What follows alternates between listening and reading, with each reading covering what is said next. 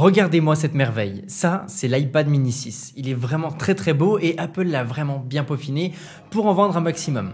Mais pour être honnête, je pense que vous devriez peut-être vous attarder sur une autre tablette que celle-ci. Voilà pourquoi.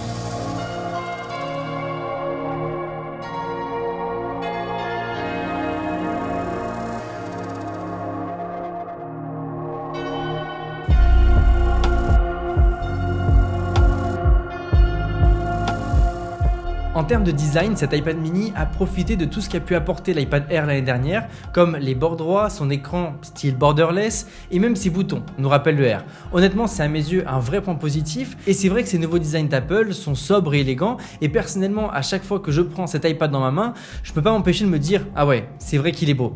Mais là où la magie va vraiment opérer, ça va être au niveau de sa prise en main. C'est vraiment une tablette ultra pratique et il passe dans une poche, alors pas dans une poche de jean évidemment, mais dans une poche de veste, c'est vrai qu'il tient sans problème.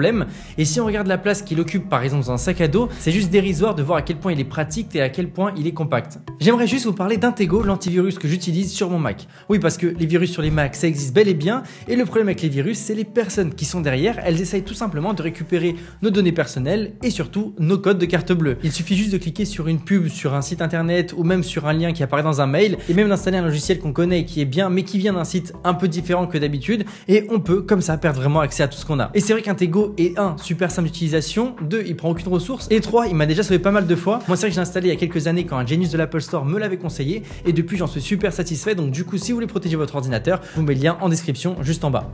On remarque qu'Apple a vraiment fait des efforts sur beaucoup de choses par rapport à son design, comme par exemple le fait d'avoir mis un port USB-C qui va satisfaire beaucoup de professionnels, ou encore d'ajouter le Touch ID sur le bouton verrouillé exactement comme sur le Air, ce qui est ultra pratique et surtout qui permet de ne pas avoir de bouton Home à l'avant de l'iPad. Ça rend l'iPad beaucoup plus beau, mais surtout ça a permis à Apple de laisser plus de place pour avoir un écran plus grand. On est donc passé de 7,9 pouces à 8,9 tout en gardant une machine aussi compacte et elle est même un peu moins large et un peu moins lourde que l'iPad précédent.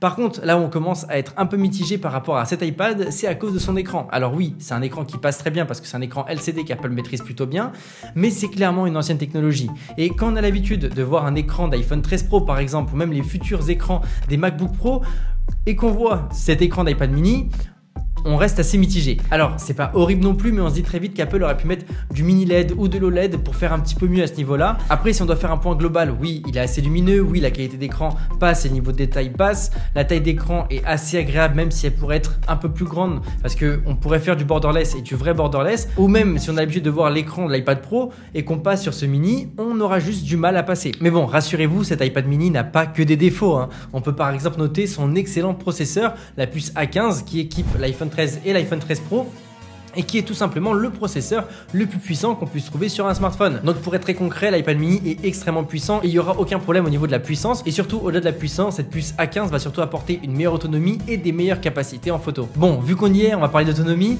C'est vrai que c'est très difficile de vous donner un avis sur la tablette, mais pour faire très simple, cet iPad mini a une autonomie de 10 heures d'utilisation en utilisation polyvalente. Moi je l'ai embarqué avec moi pour un voyage et c'est vrai qu'elle m'a tenu une journée sans aucun souci. Donc si par exemple vous êtes étudiant ou juste que vous avez besoin d'une tablette qui vous tienne une journée, celle-ci fera l'affaire.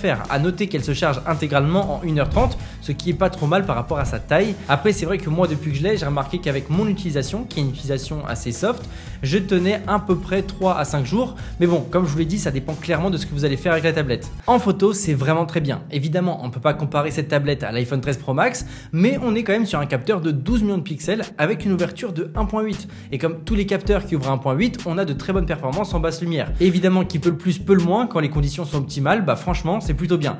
Après, au niveau de la caméra de façade, on est sur une caméra de 12 millions de pixels et cette fois-ci, on a une ouverture à 2.4. Ça, c'est évidemment parce que la caméra avant est une caméra ultra grand angle et cette caméra est plus destinée à faire des vidéoconférences qu'autre chose. Du coup, sa qualité est plutôt bonne et est largement suffisante pour faire des vidéoconférences. Vous pourrez également faire de beaux selfies avec. Voilà.